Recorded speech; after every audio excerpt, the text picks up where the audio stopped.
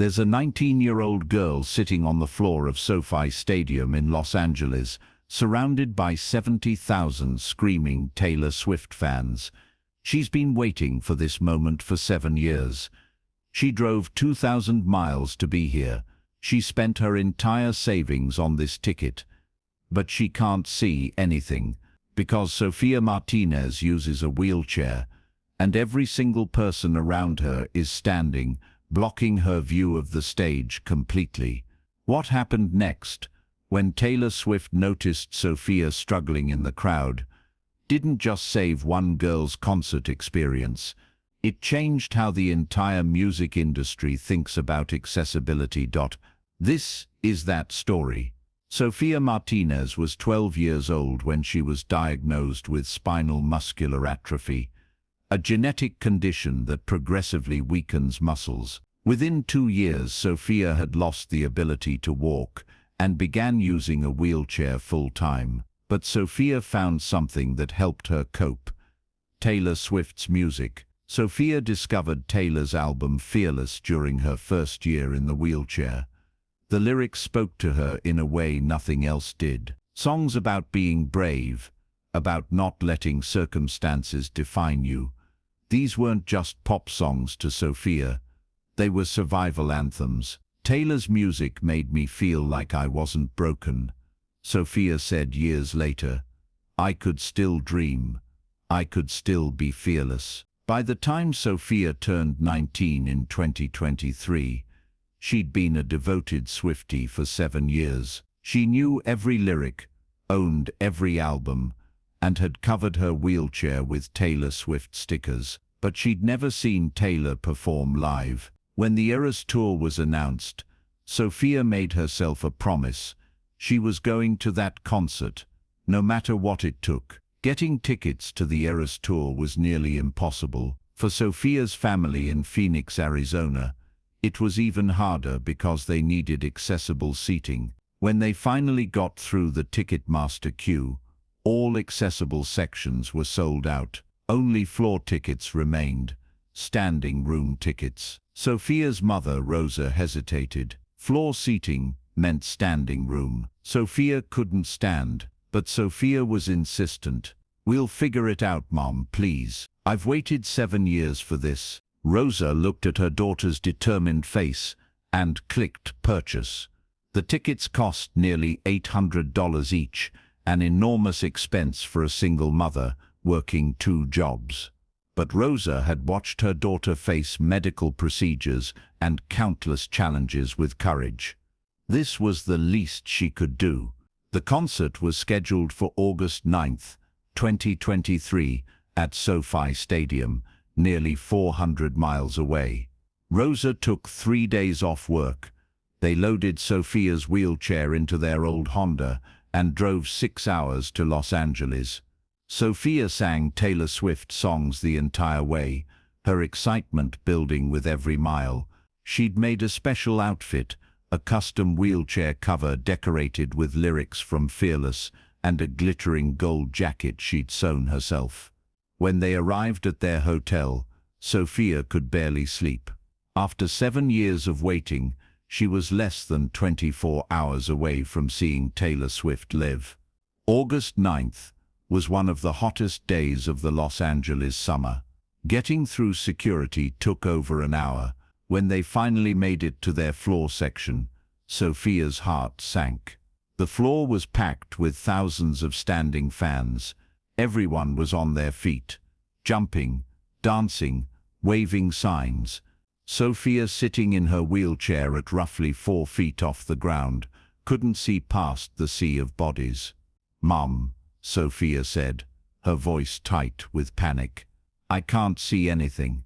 Rosa tried repositioning Sofia's wheelchair, but it didn't matter. Everywhere they moved, they were surrounded by standing fans. The stage was completely blocked. Rosa politely asked nearby fans to create a gap so Sofia could see through. Most people were kind and tried to move, but the crowd was so dense that any gap closed within seconds. By the time Taylor took the stage, Sofia had resigned herself to a heartbreaking reality. She was at the Eras tour, but she couldn't actually see it. She could hear Taylor's voice. She could feel the crowd's energy. She could see lights reflecting off the ceiling. But she couldn't see Taylor. Sofia tried to stay positive.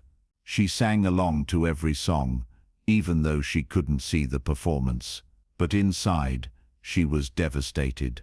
She'd traveled 2,000 miles, spent her savings, dreamed about this for 7 years, and she was spending the concert staring at strangers' backs. As the concert progressed, Sofia's situation worsened. The crowd became more animated. People kept accidentally bumping into her wheelchair. "Do you want to leave?" Rosa asked during a brief break. Though it broke her heart to suggest it, Sofia shook her head, tears streaming down her face. "No, I can still hear her, Mom. I'm not leaving." What Sofia didn't know was that someone had noticed her struggling. A concert-goer named Marcus Chen was standing about 15 feet away. Marcus had a younger sister who used a wheelchair, and he recognized exactly what Sofia was experiencing. He'd seen his sister excluded from events countless times because venues didn't think about accessibility. Marcus pulled out his phone and started filming. He captured Sofia's decorated wheelchair, her gold jacket, her tear-stained face, and the wall of people blocking her view. He posted the video to TikTok with a simple caption: "This Swiftie in a wheelchair can't see anything, but she's still singing every word. Someone help her." The video was posted at 8:47 p.m. By 9:15 p.m., it had 500,000 views. By 9:30 p.m., it had reached Taylor Swift's team backstage. Marcus also found a stadium supervisor and explained the situation. The supervisor radioed venue management about a wheelchair user who couldn't see the stage. What the supervisor didn't know was that Taylor's team monitors social media in real time. They'd already seen Marcus's video, and they'd already shown it to Taylor during a costume change. Taylor watched the video 3 times. She saw Sofia singing, saw her crying, saw her wheelchair decorated with Taylor's own lyrics. She saw a fan who loved her music so much that she'd traveled across states only to be excluded from experiencing the show. Taylor made a decision immediately. "Find her," she told her team. "Tell security to find her exact location. I'm going to fix this." Taylor was midway through her Lover era set, about to perform Love Story, one of the biggest moments of the entire show. But instead of starting the song, Taylor stopped. She stood at center stage, looking out into the crowd, clearly searching for something. The band started playing the opening notes of Love Story, but Taylor held up her hand, signaling them to stop. The music cut out. 70,000 people fell into confused silence. "Hold on," Taylor said into her microphone. "I need everyone's help with something really important." The crowd went completely quiet. This wasn't part of the show. Taylor walked to the stage edge, scanning the floor section. "I'm looking for someone," Taylor said. "There's a girl in a gold jacket, in a wheelchair, somewhere in section 126. She's been singing every word, but she can't see because of the standing crowd. If you're near section 126, can you help me find her? I'm not starting this song until I know she can see." A ripple went through the stadium as people realized what was happening. People in section 126 started turning around, looking for Sofia. Marcus immediately started waving his arms. "Here, she's here." Other fans joined in, pointing and creating a visual signal Taylor could follow from the stage. Taylor squinted into the crowd, and then she saw it, the glittering gold jacket, the decorated wheelchair, and Sofia's stunned face. "There you are," Taylor said, smiling. "Hi, what's your name?" Sofia couldn't speak. She was frozen in shock. Rosa answered. "Her name is Sofia. "Hi, Sofia," Taylor said warmly. "I saw your video, and I saw your beautiful wheelchair decorations. You came all this way to be here, and I'm not going to let you spend this concert staring at people's backs. So here's what we're going to do." Taylor turned to a production team. "Bring it out." A team of stagehands rushed onto the stage, carrying a specially designed platform, an elevated viewing deck with a wheelchair ramp. Taylor's team had literally built it during the concert after seeing Sofia's video. "Sofia," Taylor said, "I'm bringing you up here with me. You're going to watch the rest of this show from the stage, where you can see everything." The stadium erupted in deafening applause. Security personnel quickly made their way to Sofia. The crowd parted immediately. Within minutes, Sofia and her mother were being escorted toward the stage. Sofia was crying so hard she could barely see. Her mother was crying. Marcus was crying. Half the stadium was crying. As Sofia's wheelchair was carefully lifted onto the stage via the ramp, Taylor walked over to meet her. She knelt beside Sofia's wheelchair so they were at eye level. "Thank you for being here," Taylor said softly. "Thank you for not giving up, even when you couldn't see." Then Taylor said, 4 words Sofia would never forget. "You belong up here." Taylor stood and addressed the crowd. "This is Sofia. She drove 2,000 miles from Phoenix to be here tonight. She's been a Swiftie for 7 years, and she's going to watch the rest of this show from right here on stage, where she belongs." The applause was thunderous. Thousands of fans were filming from every angle. Taylor turned to Sofia. "This next song is Love Story. It's about believing in fairy tales and happy endings. Sofia, your fairy tale is just beginning. Will you sing it with me?" Sofia nodded, unable to speak through her tears. Taylor started singing, and Sofia sang along, this time from the stage, with an unobstructed view, with Taylor Swift herself standing feet away. When they reached the chorus, Taylor held her microphone towards Sofia, letting her sing to 70,000 people. "Romeo, take me somewhere we can be alone." Sofia's voice, amplified through the stadium speakers, rang out clearly. The crowd sang along, but for that moment, it felt like Sofia's song. After Sofia was brought on stage, Taylor addressed the crowd again. "I want to talk about what just happened," she said. "Sofia couldn't see this show because everyone was standing. That's nobody's fault. You're all excited and having a great time, but we have to do better." Taylor paused, letting her words sink in. "Sofia has the same right to experience this show as anyone else. The fact that she almost didn't, that's on us, that's on me, for not making sure my venues have better accessibility. That's on the industry for treating accessibility as an afterthought instead of a priority." The stadium was silent, everyone listening intently. From now on, Taylor continued, "Every venue on this tour is going to have dedicated, accessible viewing areas with clear sight lines. Nobody else is going to go through what Sofia went through tonight. That's a promise." The crowd erupted in applause. This time, it felt like a commitment, like 70,000 people agreeing that something needed to change. Taylor finished the rest of the concert with Sofia on stage. For 2 more hours, Sofia watched from the best seat in the house.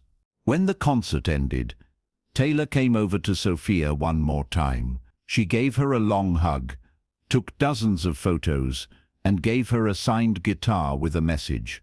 "For Sofia, who taught me that being fearless means showing up even when the world makes it hard. You belong here. Love, Taylor." The story went viral within hours. Videos of the moment were viewed over 100 million times. News outlets picked up the story. Disability advocates praised Taylor's actions. But Taylor didn't stop with one concert. Within 2 weeks, Taylor had worked with her team to redesign floor sections at every remaining Eras Tour venue. They created elevated, ramped platforms specifically for wheelchair users, ensuring clear sightlines. These platforms were free to use and reserved exclusively for disabled fans. Other artists noticed. Within months, major tours by Beyoncé, Ed Sheeran, and Billie Eilish implemented similar accessibility improvements. Venues began updating their ADA compliance, adding more accessible viewing areas and training staff on disability inclusion. The change was industry-wide and permanent, all because Taylor noticed one girl struggling and decided to do something about it. Sofia Martinez became an unexpected advocate for concert accessibility. She started a TikTok account, At Wheels and Music, documenting her experiences at venues and rating them on accessibility. Her account gained over 2 million followers within a year. "What Taylor did for me wasn't just about one concert," Sofia said months later. "She showed millions of people that disabled fans exist, that we deserve to enjoy music just like everyone else, and that inclusion isn't optional, it's essential." The story of Taylor Swift and Sofia Martinez isn't about a celebrity helping a fan. It's about the power of noticing when someone is being excluded and having the courage and resources to do something about it. Sofia had been excluded countless times before. She'd been denied entry to venues, missed experiences, felt invisible in a world designed for people who could walk. But on August 9th, 2023, she wasn't invisible. Taylor Swift saw her, and Taylor didn't just feel bad. She stopped an entire concert to fix the problem. That's what inclusion really means. It's not about following laws or checking boxes. It's about genuinely believing everyone deserves to experience joy and being willing to disrupt the status quo to make that happen. Taylor used her platform not for publicity, but to make real, lasting change. The accessibility improvements didn't just help Sofia, they helped thousands of disabled fans at every remaining show, and the ripple effect continues. Every artist who saw what Taylor did and improved their own venues, every venue that updated accessibility protocols, every disabled fan who finally got to enjoy a concert without barriers, all because one person noticed one girl struggling and decided that wasn't acceptable. Today, Sofia Martinez is studying disability rights law at Arizona State University. She still decorates her wheelchair with Taylor Swift lyrics. She still attends concerts regularly, documenting accessibility improvements and advocating for disabled fans. When asked what that moment meant to her, Sofia said, "Taylor gave me more than a good concert experience. She gave me my dignity back. She showed me, and millions of other people, that I'm not a problem to be solved or an inconvenience to be tolerated.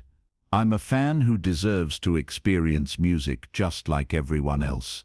The accessible platforms Taylor designed are now standard at major venues across North America. They're called Sofia platforms by the disability community, a tribute to the girl whose struggle sparked a movement. And somewhere in Phoenix, there's a guitar hanging on Sofia's wall with a message that changed her life. You belong here because she does. And so does every other disabled fan who just wants to experience the magic of live music. If this story of inclusion and change moved you, share it with someone who needs to be reminded that accessibility matters. Have you witnessed someone being excluded and seen it corrected? Share your story in the comments.